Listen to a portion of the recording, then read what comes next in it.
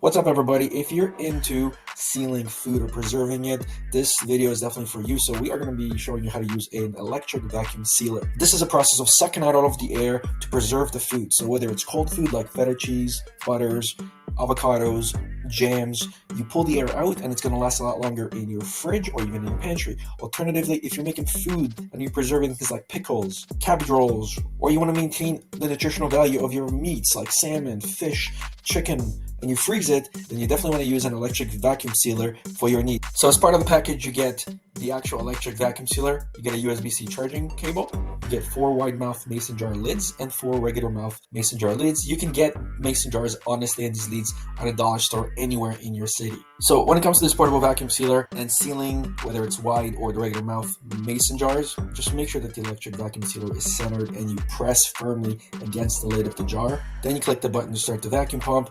And even though it could take 10 to 15 seconds, if you want to be certain, you can leave it for 40 seconds to 1 minute, so all of the air can be evacuated to the seal. However, in my opinion, 15, 20 seconds is more than enough. So as you can see, our jar is fully sealed.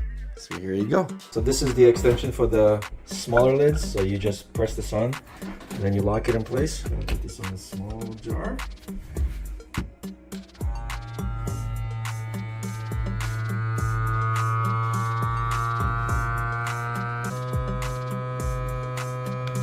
Yeah.